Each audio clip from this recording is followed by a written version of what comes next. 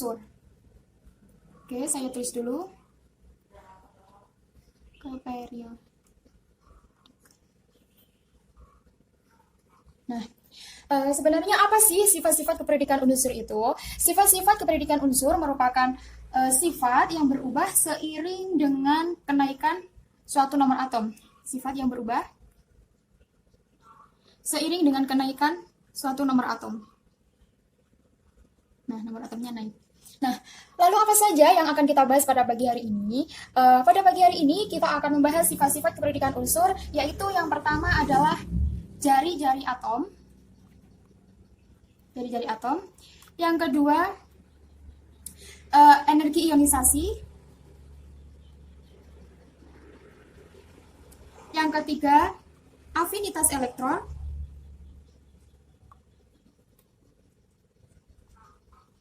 Yang keempat, kita akan belajar mengenai keelektronegatifan.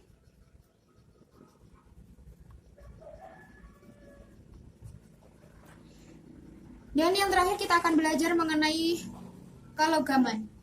Dimana ini nanti di kelogaman ini nanti ada sifat logam dan juga ada yang non logam.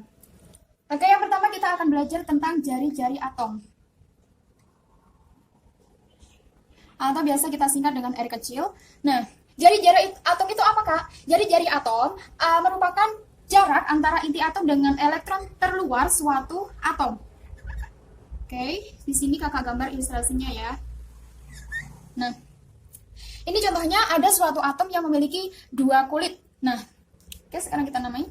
Di sini ada inti atom namanya. Inti atom.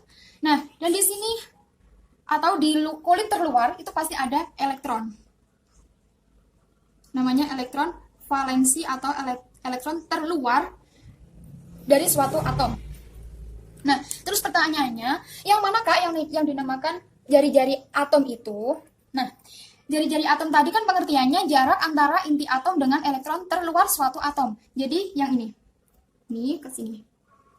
Jarak antara inti atom dengan elektron terluar suatu atom. Oke, kita kasih simbol R kecil. Sekarang kita akan membahas kecenderungannya ya, teman-teman. Dalam satu periode, jari-jari mengalami kenaikan. Kenapa hal tersebut bisa terjadi? Karena dari kanan ke kiri, muatan inti atom itu semakin kecil. Muatan inti semakin kecil. Jadi intinya, semakin kecil muatan atom, maka jari-jari semakin besar, berbanding terbalik dengan jari-jari. Nah, selanjutnya, dalam satu golongan dari atas ke bawah, jari-jari mengalami kenaikan. Karena apa? Kalau yang dalam satu golongan dari atas ke bawah itu jari-jari semakin besar disebabkan karena jumlah kulit semakin banyak atau semakin besar. Nah, begitu pula jika kita balik.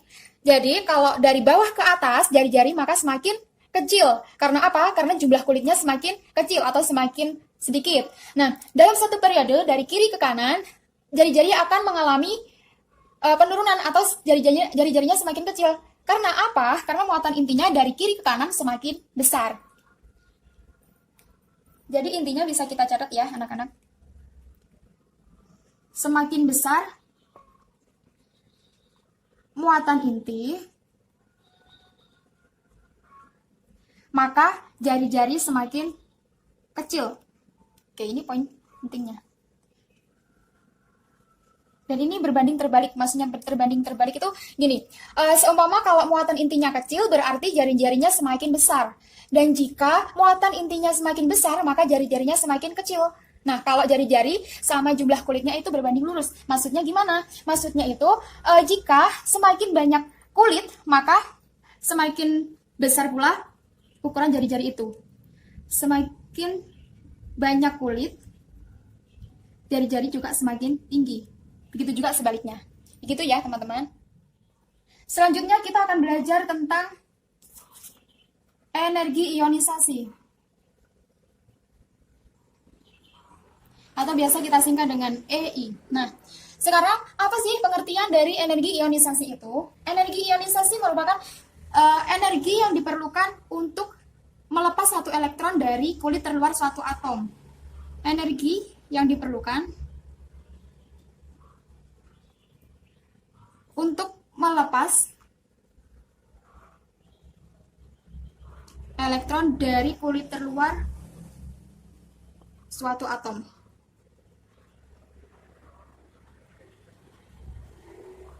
Nah, sekarang kita bahas kecenderungannya ya. Suatu energi ionisasi atau suatu energi yang diperlukan untuk melepas elektron dari kulit luar suatu atom akan mengalami kenaikan atau bertambahnya EI, energi ionisasi, yaitu dari bawah ke atas dalam satu golongan. Dalam satu golongan, EI semakin besar atau semakin meningkat. Dan dalam satu periode dari kiri ke kanan, EI mengalami kenaikan. Nah, dalam satu golongan, mengapa dari bawah ke atas EI semakin besar? Karena apa? Karena dari bawah ke atas ukuran jari-jarinya semakin kecil.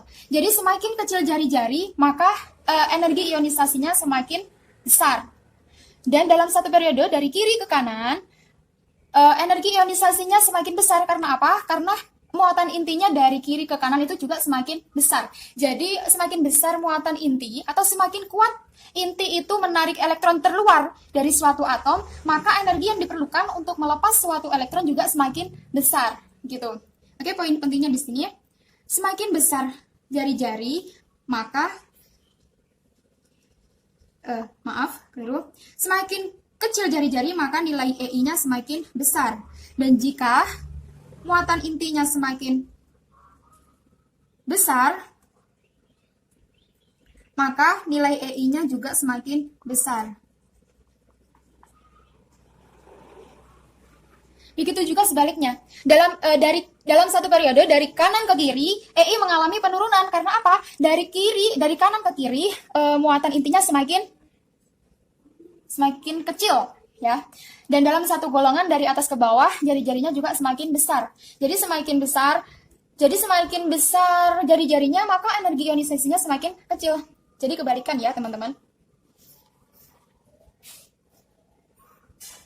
Yang ketiga, kita akan pelajari afinitas elektron atau AE.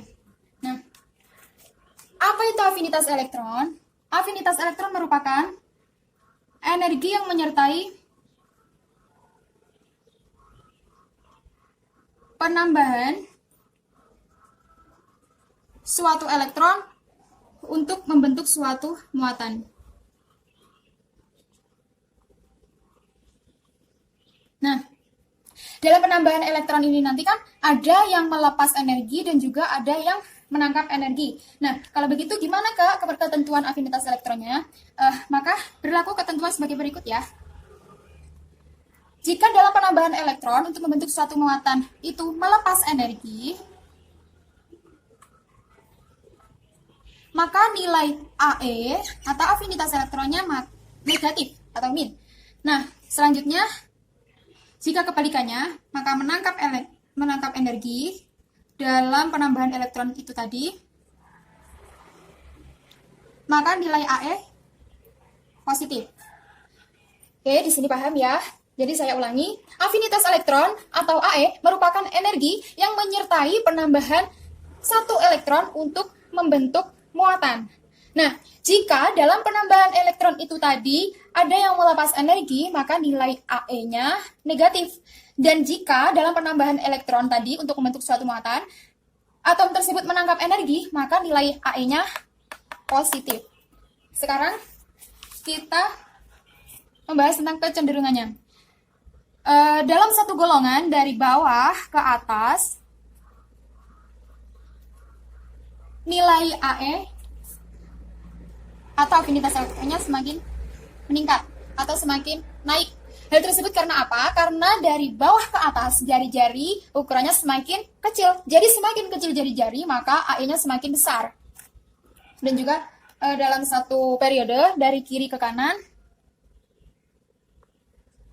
nilai AI-nya semakin naik. Karena apa? Karena itu tadi, karena dari kiri ke kanan muatan inti suatu atomnya itu semakin besar. Jadi semakin membutuhkan energi yang lebih dalam itu tadi penambahan satu elektron untuk membentuk suatu muatan. Saya ulangi ya kecenderungannya. Dari bawah ke atas dalam satu golongan nilai AE semakin naik. Karena apa? Karena jari-jari dari bawah ke atas semakin kecil. Dan dalam satu periode dari kiri ke kanan nilai AE semakin naik. Karena apa? Karena muatan intinya semakin besar. Jadi semakin besar muatan inti, nilai AE-nya semakin besar juga. Begitu juga sebaliknya. AE akan mengalami penurunan dalam satu periode dari kanan ke kiri. Karena apa? Karena muatan intinya semakin kecil. Dan dalam satu golongan akan mengalami penurunan dari atas ke bawah dalam satu golongan. Karena apa? Karena dari atas ke bawah jari-jarinya semakin besar. Jadi tentang keelektronegatifan, atau biasa kita singkat dengan E. Nah, apa itu keelektronegatifan? Keelektronegatifan adalah kemampuan suatu atom untuk menarik elektron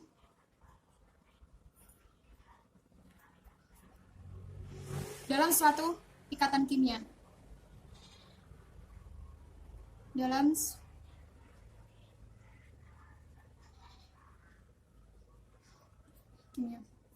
Nah, di sini teman-teman harus bisa bedain antara keelektronegatifan dengan afinitas elektron ya. Kalau keelektronegatifan ini untuk membentuk ikatan kimia, dan kalau AE itu untuk membentuk ion. Begini ya. Nah, selanjutnya kita bahas kecenderungannya. Bagaimana kecenderungannya dalam sistem periodik unsur? Nah, keelektronegatifan ini akan mengalami penambahan dalam satu golongan dari bawah ke atas. Semakin besar. Karena apa? Karena dari bawah ke atas jari-jarinya semakin kecil. Nah, jadi semakin kecil jari-jari, maka kekuatan untuk menarik elektron untuk membentuk suatu ikatan juga semakin besar. Nah, begitu juga dalam satu periode. Dari kiri ke kanan, nilai keelektronegatifannya semakin meningkat. Karena apa? Dari kiri ke kanan, muatan intinya semakin besar. Jadi semakin besar muatan inti, maka energi atau kemampuan untuk menarik elektronnya juga semakin besar juga yang dibutuhkan. Begitu juga sebaliknya ya, kalau dibalik dari kanan ke kiri, maka nilai keelektronegatifan mengalami penurunan. Dan dalam satu golongan, dari atas ke bawah, keelektronegatifan mengalami penurunan juga. Karena itu tadi, dari atas ke bawah, jari-jarinya semakin besar. Jadi, jari-jari semakin besar, maka nilai keelektronegatifannya semakin kecil. Dan jika jari-jari semakin kecil, maka keelektronegatifannya semakin besar. Dan dalam satu periode, muatan inti semakin besar, maka nilai E-nya semakin besar. Semakin kecil muatan inti, atau muatannya inti semakin menurun, maka keelektronegatifannya juga semakin menurun. Oke, selanjutnya kita akan belajar mengenai kelogaman. Apa itu kelogaman? Nah, di sini ada dua sifat, yaitu yang pertama logam, dan yang kedua adalah non-logam. Logam merupakan segala sesuatu yang dapat menghantarkan listrik. Contohnya seperti besi, perak, dan juga tembaga, dan masih banyak lagi ya yang bisa menghantarkan listrik. Dan selanjutnya non-logam. Non-logam merupakan segala sesuatu yang tidak dapat menghantarkan listrik, kebalikan dari logam tadi. Contohnya ada kayu, ada kertas, dan masih banyak lagi. Nah, tapi sebenarnya di antara logam dan juga non-logam ada sifat lain, yaitu antara logam dan juga non-logam, yaitu sifat metaloid. Nah, sifat metaloid ini adalah sifat antara kedua sifat ini, yaitu antara sifat logam dan juga non-logam. Tapi kali ini kita tidak membahas tentang metaloid ya teman-teman, kita cuma membahas tentang logam dan juga non-logam. Nah, kalau dari kehidupan sekitar, kita kan udah tahu tuh apa-apa aja yang bisa menghantarkan listrik dan juga apa-apa saja yang tidak bisa menghantarkan listrik. Tapi kalau gimana Kak caranya membedakan kalau unsur itu memiliki sifat logam dan juga non-logam? Nah, begini, ada beberapa ketentuan. Yang pertama, jika suatu unsur lebih cenderung mudah melepas elektron, maka unsur tersebut dapat dikatakan sebagai logam atau memiliki sifat kelogaman. Dan selanjutnya, jika suatu unsur lebih cenderung untuk menangkap elektron, maka dapat disebut dengan non-logam atau unsur tersebut memiliki sifat non-logam. Nah, lalu bagaimana Kak kecenderungannya dalam tabel periodik unsur? Nah, begini. Dari kanan ke kiri dalam satu periode, kelogaman mengalami kenaikan. Atau artinya begini, dari kanan ke kiri, suatu unsur lebih mudah untuk melepas elektron. Karena apa? Dari kanan ke kiri, muatan intinya kan semakin kecil, jadi lebih mudah untuk melepas elektron. Nah, selanjutnya, dari atas ke bawah dalam satu golongan, kelogaman mengalami kenaikan. Karena apa? Karena dari atas ke bawah, jari-jari semakin besar. Jadi intinya, jari-jari semakin besar, maka kelogaman juga semakin besar. Karena gini teman-teman, karena semakin jauh jarak antara inti atom dengan elektron terluar, maka semakin mudah untuk elektron terluar tersebut lepas dari kulit atom tersebut. Nah, jadi jika jari-jari semakin kecil, maka kelogaman juga semakin kecil atau sukar untuk melepas elektron. Oke. Kita balik juga bisa. Jadi bisa kita ambil kesimpulan gini. Jika dari atas ke bawah suatu kelogaman naik, jadi jika dari bawah ke atas maka kelogaman semakin menurun, atau semakin dari bawah ke atas semakin non-logam sifatnya. Dan dalam satu periode dari kiri ke kanan semakin non-logam. Karena apa? Semakin cenderung untuk menangkap elektron atau sulit untuk melepas elektron.